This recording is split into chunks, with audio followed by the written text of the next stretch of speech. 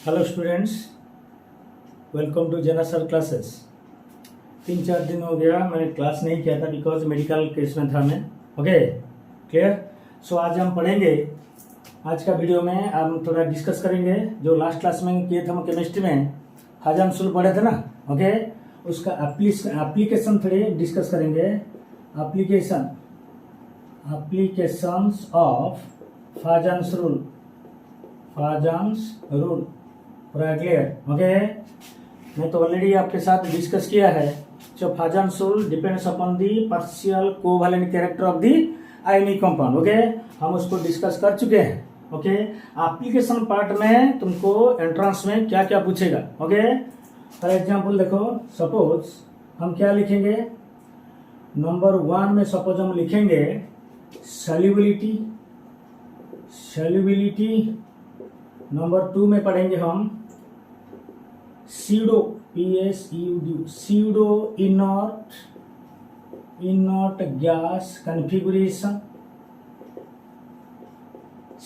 Inert gas configuration के बारे में। एंड नंबर 3 में पढ़ेंगे कलर ऑफ कंपाउंड।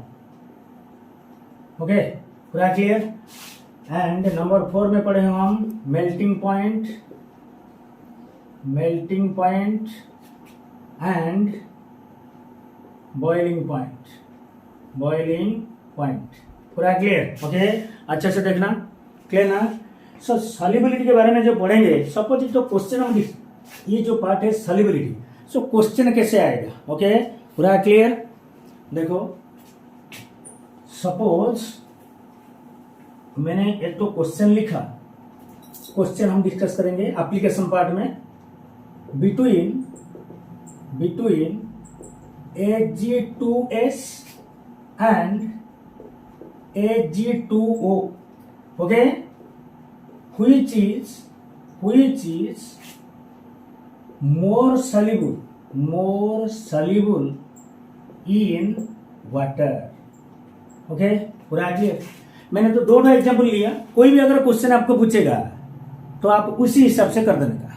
पूरा क्लियर। ओके, सो कैसे करना है, देखो दो कंपोनेंट हम लिए ना, Ag2S, इसको अब हम तोड़ देंगे।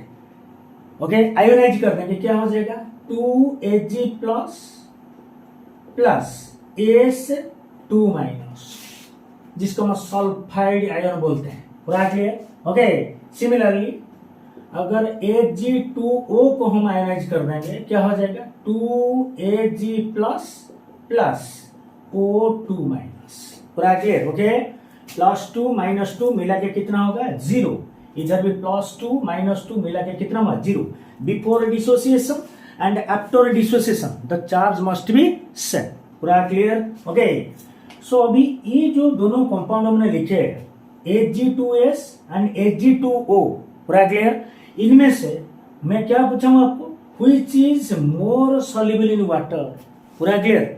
आप लोग जानते हो जो कोई भी ionic compound which is polar in nature, क्या बोला मैं, the ionic compounds which are polar in nature they are more soluble in water. पूरा क्लियर। अगर कोई भी कंपाउंड अगर कोवैलेंट नेचर है वो सॉल्युबल होगा, लेकिन in comparison to the ionic compound its solubility is less. पूरा क्लियर। ओके, आई बात समझ में। अच्छे से देखो, यहीं पे इधर कैटायन दोनों केस में क्या है बेटा, सिल्वर आयन। ओके, कैटायन जो मैं क्या बोला था आपको, कैटायन जो पिछले केस में हम क्या डिस्कस किए थे, आयन को कांस्टेंट रख के कैटायन को वेरी कर रहे थे because polarising power based upon the size of the cation. पूरा clear. Okay, similarly polarisability is related to the size of the anion. Okay, so देखो इधर ऑक्सीजन है, इधर सल्फर है। ओके, ये दोनों कौन सा ग्रुप का है, 6th ग्रुप का है। पूरा क्लियर।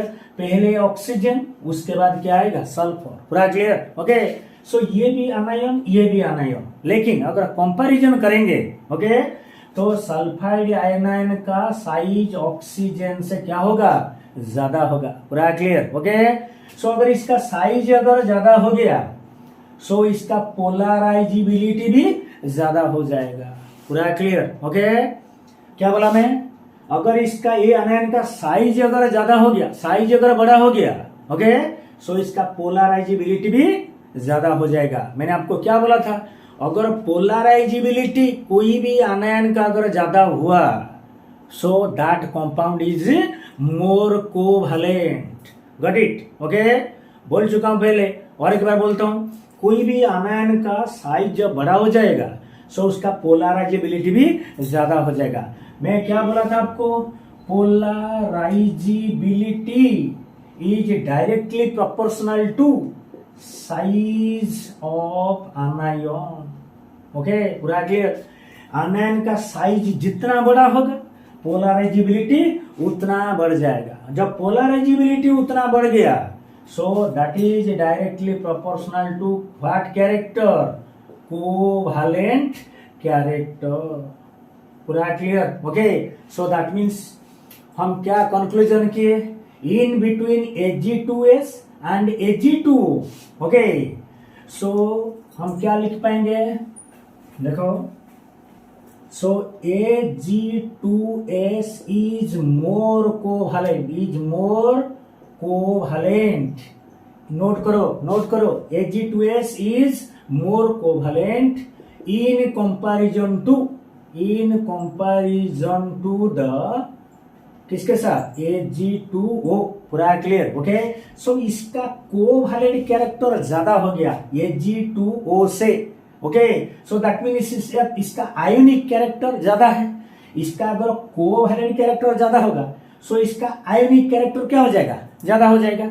सो तुम जानते हो आयोनिक कैरेक्टर बढ़ गया मतलब वाटर में उसका सॉल्युबिलिटी भी बढ़ जाएगा। Okay, so which is between Ag2S and Ag2O, which is more soluble होगा।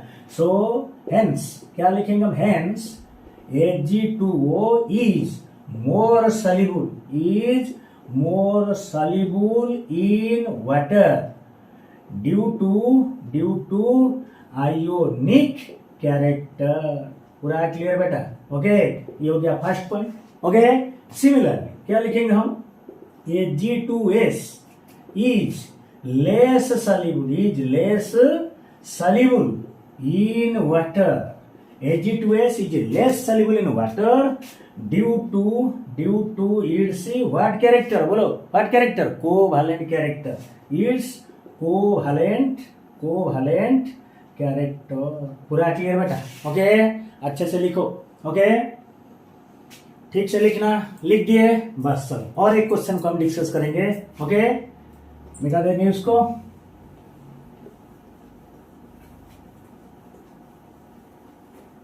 और एक क्वेश्चन लिखेंगे, लिखो, क्वेश्चन लिखो। Between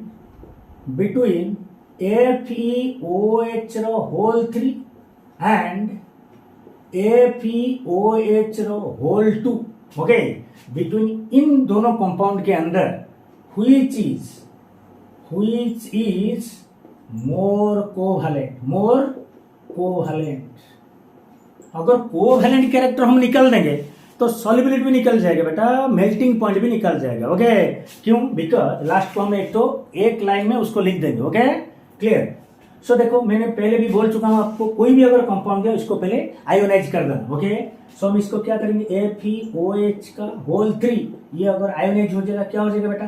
Fe3 plus 3OH minus. पूरा क्लियर? सिमिलरली FeOH का होल 2, ये अगर आयोनाइज हो गया Fe2 प्लस 2OH माइनस। पूरा clear? Okay, same question. Okay, इधर देखो आनायन सेम है, कैटायन भी सेम है। अच्छे से देखो ये क्वेश्चन को, आनायन भी हाइड्रोक्साइड आयन, इधर है देखो ये है Fe2 प्लस, इधर भी मेटल सेम है, आयरन मेटल Fe2, लेकिन अच्छे से देखो इसका चार्ज है 2 प्लस, लेकिन इसका चार्ज कितना है? 3 प्लस। पूरा क्लियर? ओके, जब आनायन सेम हो गया, कैटायन भी सेम हो गया, तो अब हम कौन सा पैरामीटर चूज करेंगे? चार्ज।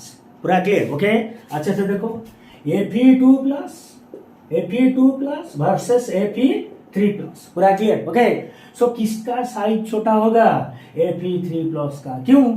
इधर 2 इलेक्ट्रॉन गया है, इधर 3 इलेक्ट्रॉन, -3 इलेक्ट्रॉन हुआ है, इसमें -2 इलेक्ट्रॉन हुआ है। ओके, जितना आप पीरियोडिक टेबल में पढ़े होंगे, जितना आपका इलेक्ट्रॉन लॉस होगा उसका साइज उतना छोटा होते होते चलेगा। पूरा क्लियर?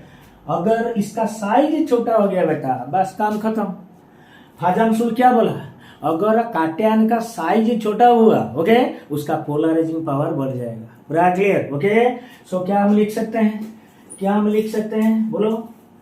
Fe3+ आयोन, नोट करो, नोट करके लिखो। Fe3+ ion having more polarizing power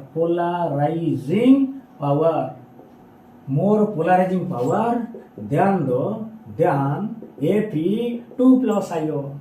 पूरा क्लियर बेटा? पूरा concept clear? Okay, clear?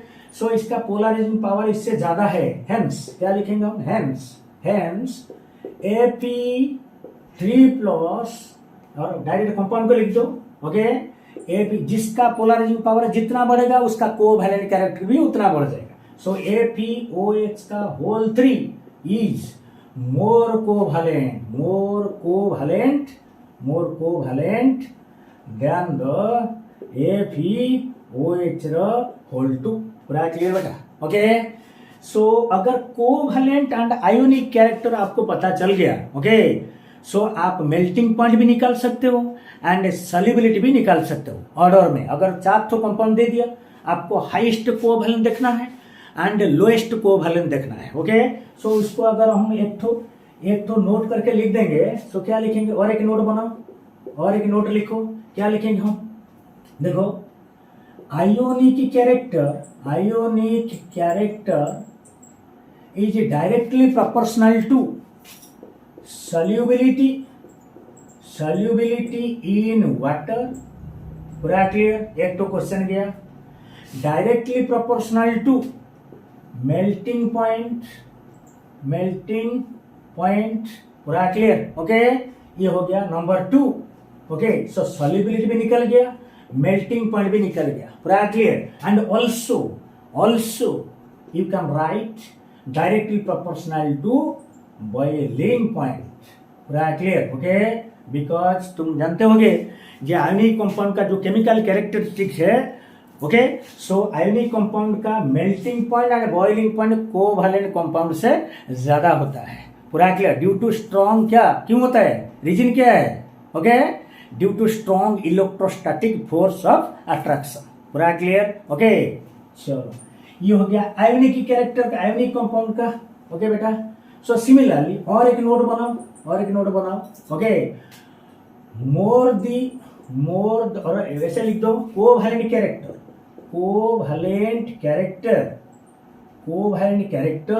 Okay, inversely proportional to solubility in water। Okay, inversely proportional to क्या होगा? Melting point.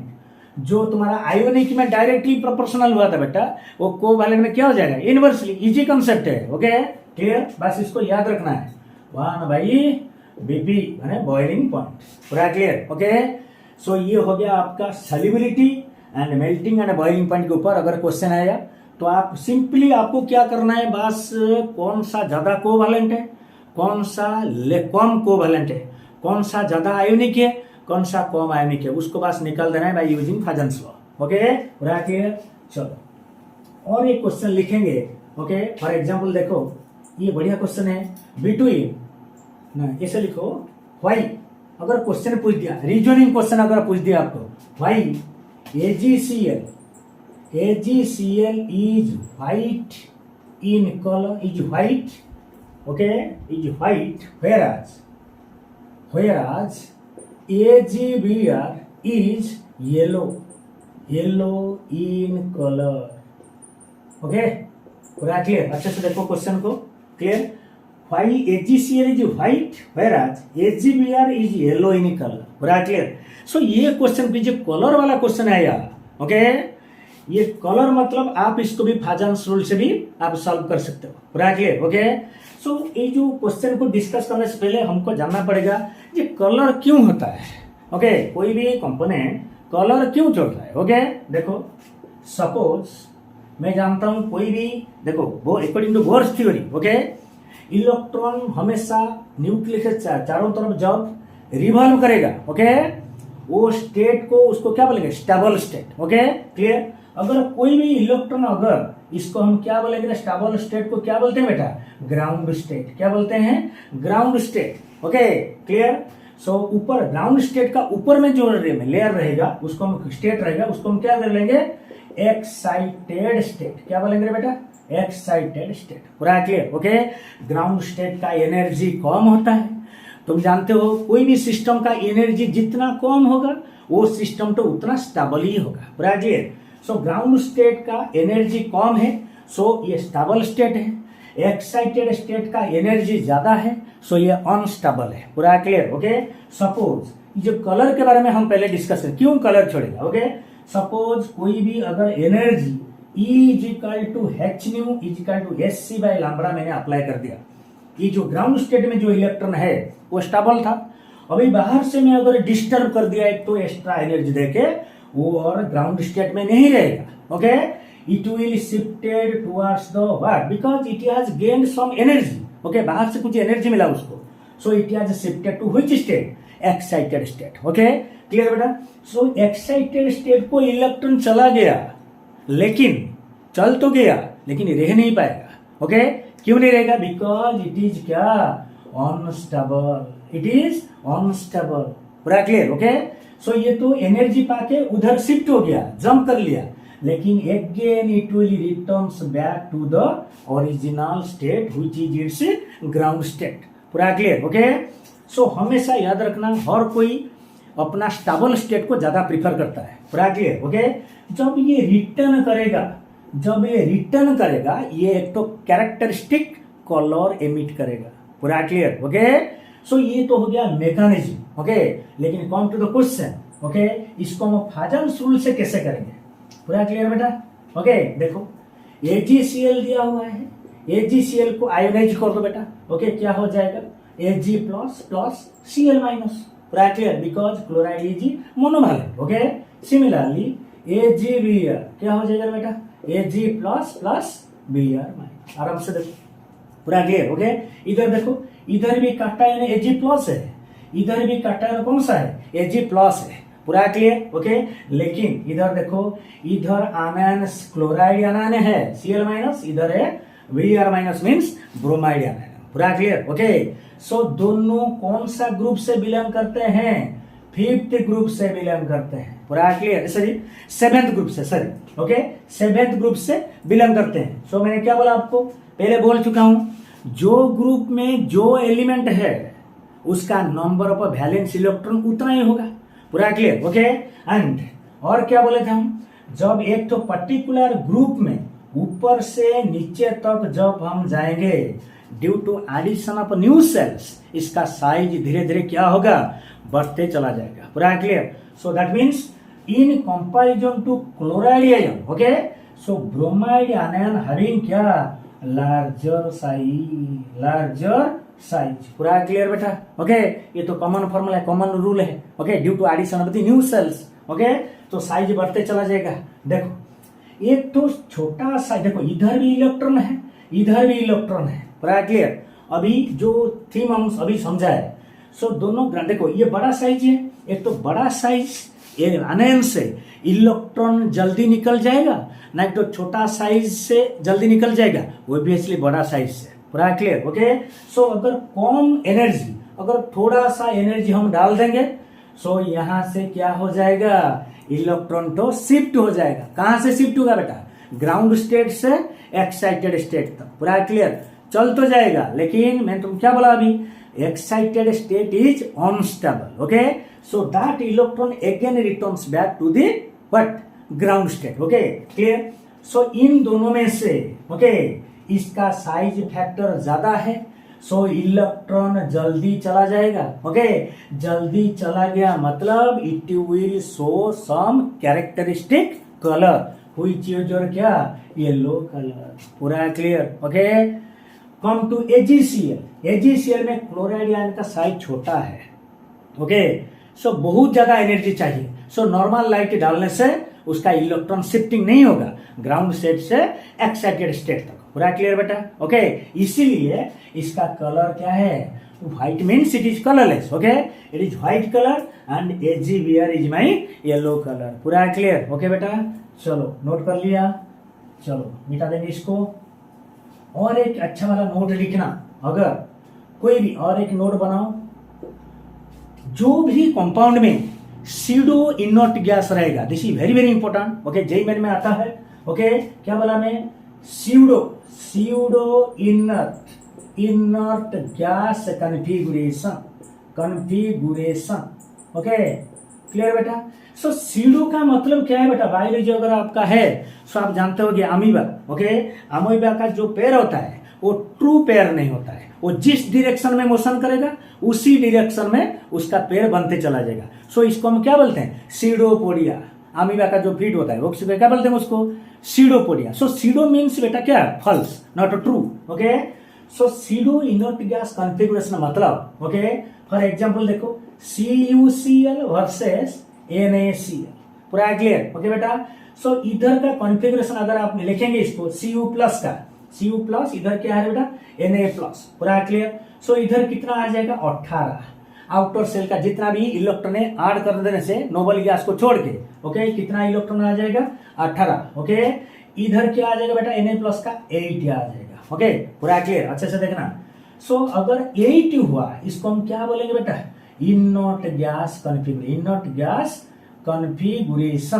पूरा क्लियर? अगर 18 हो गया कोई भी कंपोनेंट में, कोई भी कंपाउंड में अगर मेटल का जितना भी है, ओके, आयन फॉर्म में, उसका अगर 18 हो गया सो इसको हम क्या बोलेंगे? Pseudo inert gas configuration. पूरा क्लियर? नोट बनाओ, उसको नोट बना लिया? ओके, जल्दी जल्दी लिखना है। Okay, clear? सो मैंने क्या बोला आपको? अगर कोई कंपाउंड में सीडो इनर्ट गैस कॉन्फ़िगरेशन है सो दैट मीन्स, सो रूल क्या कहता है हमारा? लिखो, और एक नोट बना के लिखो, और एक नोट बनाओ। Okay, pseudo inert gas configuration having more covalent character than the inert gas configuration। अच्छा क्वेश्चन है, नोट बना के लिखे रहो। ओके, सो जिसका इनर्ट गैस कॉन्फ़िगरेशन हुआ वो कंपाउंड तो मोर कोवैलेंट हो गया, एंड जिसका इनर्ट गैस कॉन्फ़िगरेशन हो गया वो हो गया आपका लेस कोवैलेंट। अगर मोर कोवैलेंट हम निकाल लिए तो उसी हिसाब से हम क्या निकाल सकते हैं? Solubility in water and melting point and boiling point as usual. पूरा क्लियर? ओके, ऐसे तो बहुत क्वेश्चन है, लेकिन हम कुछ क्वेश्चन डिस्कस किए। ओके, इसके बाद हम शिफ्ट कर जाएंगे किसको? नेक्स्ट कंसेप्ट, जो कि बढ़िया कंसेप्ट है। ओके, इसका क्वेश्चन पूरा कंपलसरी है। ओके, कोई भी एंट्रेंस प्रीवियस ईयर का देखो। ओके, जो होता है क्या? Molecular orbital theory. ओके, उसको हम शॉर्ट फॉर्म में क्या बोलते हैं? मट थ्योरी। ओके, पूरा क्लियर? ओके, आज इसको बस थोड़ा सा उसका कंसेप्ट हम डिस्कस कर देंगे, उसके बाद नेक्स्ट क्लास में हम उसका क्वेश्चन करेंगे। ओके, मैं पूरा आराम से तुमको हर टाइप का क्वेश्चन एक एक करके कर दूंगा। ओके, आप उसी हिसाब से कोई भी किताब से आप आराम से कर सकते हो। पूरा clear? So first come to VSEPR फिर में हम पढ़े क्या? एटॉमिक ऑर्बिटल के बारे में पढ़े थे। Okay, S orbital, P orbital, D orbital. देखो ये तो मैं एंट्रेंस के लिए आपको बता रहा हूं, इसलिए प्लस टू के ऊपर जो प्लस टू लेवल का होता है मैं थ्योरी पार्ट को ज्यादा नहीं जाता हूं। ओके, बस जो भी कंसेप्ट आएगा उसी रिलेटेड मैं आपको बता दूंगा। Okay, clear? सो जो S orbital, P orbital, D orbital and F orbital होता है बेटा, इसको हम क्या बोलेंगे? इसको हम बोलते हैं एटॉमिक ऑर्बिटल्स। पूरा क्लियर? ओके, सो कोई भी अच्छे से देखना, कोई भी दो ठो एटॉमिक ऑर्बिटल लेके अगर हम मिला देंगे, ओके, दो इक्वल नंबर ऑफ दो ठो, जितना नंबर एटॉमिक ऑर्बिटल लोगे उतना नंबर ऑफ मॉलिक्यूलर ऑर्बिटल तैयार हो जाएगा। ओके, कैसे देखो? फॉर एग्जांपल सपोज मैंने लिया, देखो इधर दो ठो इलेक्ट्रॉन, इधर मैंने लिया 2 इलेक्ट्रॉन, ये सपोज 1s ऑर्बिटल है, ये 1s ऑर्बिटल है, पूरा क्लियर? ओके बेटा, सो 1s मींस इसका प्रिंसिपल क्वांटम नंबर 1, इसका भी 1, लेकिन ऑर्बिटल कौन सा है? s ऑर्बिटल, पूरा क्लियर? ओके, सो इधर 2 इलेक्ट्रॉन, इधर भी 2 इलेक्ट्रॉन। अभी ये दोनों कौन सा ऑर्बिटल हो गया बेटा? एटॉमिक ऑर्बिटल, एटॉमिक ऑर्बिटल्स, पूरा क्लियर? ये भी क्या हो गया बेटा आपका? एटॉमिक ऑर्बिटल्स, ऑर्बिटल्स, पूरा क्लियर? 2 एटॉमिक ऑर्बिटल हमने लिया, ओके, उसको दोनों को मिला दिया, ओके, ओवरलैप कर दिया, ओके। हम स्क्रोडिंगर और वेव इक्वेशन में अगर मैं कभी डिस्कस करूंगा, सो साई जो होता है प्रोबेबिलिटी सिंबल, ओके, सो फिजिक्स भी इधर अप्लाई हो जाएगा बेटा, ओके। कंस्ट्रक्टिव एंड डिस्ट्रक्टिव, जो कंस्ट्रक्टिव इंटरफेरेंस होगा सो उधर प्लस हो जाएगा, जो डिस्ट्रक्टिव इंटरफेरेंस होगा बेटा वो माइनस हो जाएगा, बिकॉज इलेक्ट्रॉन जो मोशन करता है हमको लगता है क्या वो सर्कुलर में, लेकिन इट्स वेव ही नेचर, पूरा क्लियर? ओके, सो वेव रहेगा मतलब क्रेस्ट भी रहेगा, ट्रॉप भी रहेगा, ओके। क्रेस्ट मतलब कंस्ट्रक्टिव रहेगा, ट्रॉप मतलब डिस्ट्रक्टिव हो जाएगा, पूरा क्लियर? सो 2 एटॉमिक ऑर्बिटल अगर मिला दिया सो इक्वल नंबर ऑफ बेटा 2 मॉलिक्यूलर ऑर्बिटल तैयार हो जाएगा, पूरा क्लियर? ओके, एंड जो 2 मॉलिक्यूलर ऑर्बिटल हुआ बेटा उनमें से अच्छे से सुनना, जितना, और एक बार बोलता हूं ठीक से सुनो, जितना एटॉमिक ऑर्बिटल उतना मॉलिक्यूलर ऑर्बिटल, पूरा क्लियर? ओके, वो जो दोनों मॉलिक्यूलर ऑर्बिटल बना उनमें से जिसका एनर्जी कम है, जिसका एनर्जी कम है उसको हम बोलेंगे बॉन्डिंग मॉलिक्यूलर ऑर्बिटल। क्या बोलेंगे उसको? Bonding molecular orbital, okay. And जिसका एनर्जी ज्यादा होगा बेटा उसको क्या बोलेंगे? एंटी बॉन्डिंग मॉलिक्यूलर ऑर्बिटल, पूरा क्लियर? सो एटॉमिक ऑर्बिटल में जितना इलेक्ट्रॉन है वो धीरे धीरे, देखो अफोबाउ प्रिंसिपल के हिसाब से जो ऑर्बिटल का एनर्जी कम होगा वो पहले फिलअप होगा, उसके बाद अगर इलेक्ट्रॉन बच गया तो हायर लेवल को जाएगा, ओके। सो मेरे पास अभी कितना इलेक्ट्रॉन है बेटा? 2 4। सो अभी बॉन्डिंग में कितना चला जाएगा? 2 एंड बाकी जो 2 बचा वो किधर चला जाएगा? एंटी बॉन्डिंग को चला जाएगा, पूरा क्लियर? ओके, सो बॉन्डिंग में क्या होता है बेटा? बॉन्डिंग में आपका हो जाएगा कंस्ट्रक्टिव एंड एंटी बॉन्डिंग में क्या हो जाएगा आपका? डिस्ट्रक्टिव। सो इसको अगर जॉइंट बना दिए मॉलिक्यूलर ऑर्बिटल का, ओके, हो गया बस, ओके। सो एक तो हो गया बेटा जिसका एनर्जी, जो मॉलिक्यूलर ऑर्बिटल का एनर्जी कम है उसको हम बोलेंगे बॉन्डिंग मॉलिक्यूलर ऑर्बिटल, एंड जो मॉलिक्यूलर ऑर्बिटल का एनर्जी ज्यादा होगा तो उसको हम क्या बोलेंगे? Anti bonding molecular orbital, okay. आप कोई भी किताब से देखो, ओके, जब ये जो बॉन्डिंग एंड एंटी बॉन्डिंग को लेके जो आपका कॉन्फ़िगरेशन दिया हुआ है वो 1s ऑर्बिटल से शुरू है, लेकिन एंट्रेंस के लिए आप 1s को मत लेने का, ओके, बिकॉज आपको कैलकुलेशन को कम करने का, ओके। सो मैं आपको एक तो ट्रिक बता दूंगा, ओके, उसी ट्रिक हिसाब से आप उसका configuration and bond order calculation करेंगे हम, ओके। सो नेक्स्ट क्लास में हम डिस्कस करेंगे रिगार्डिंग, ये तो हो गया फंडामेंटल मॉलिक्यूलर ऑर्बिटल का, ओके। उसके बाद हम कौन कौन सा हेडिंग में डिस्कस करेंगे बस नोट बना के रखे रहो, नेक्स्ट क्लास में हम डिस्कस करेंगे, ओके। नोट में बनाओ। कैलकुलेशन नंबर 1 में आएगा क्या? Calculation of bond order, calculation of bond order, very important, okay. इसको इंपोर्टेंट मार्क के लिखे रहो, calculation of bond order. Then diamagnetic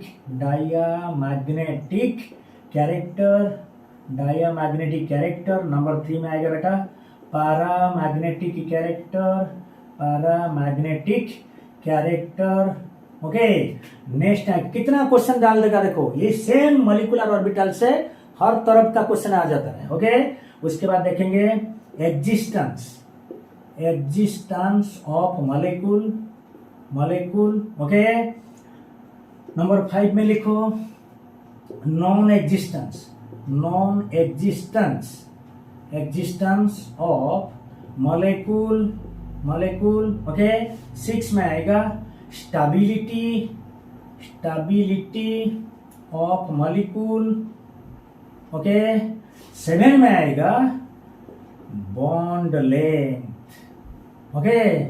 सो ये जो पार्ट है बॉन्ड और ये जो मॉलिक्यूलर ऑर्बिटल मॉट थ्योरी, ओके, हर साल एंट्रेंस में पूछ देता है आइदर थ्योरी नहीं तो ये जितना देखो एक कंसेप्ट से कितना क्वेश्चन हम डिस्कस करेंगे, 7 कंसेप्ट को हम डिस्कस करेंगे, आराम से करेंगे, पूरा ट्रिक के साथ करेंगे, ओके, कैलकुलेशन को कम करके करेंगे, ओके, पूरा clear, okay. So if possible tomorrow I will discuss about new chapter of physics, okay. चलो आज के लिए इतना ही, इसको लिखे रहो, ओके। कौन सा बेसिस में हम बॉन्ड और ये मॉलिक्यूलर ऑर्बिटल को डिस्कस करेंगे, पूरा क्लियर, ओके। चलो थैंक्स।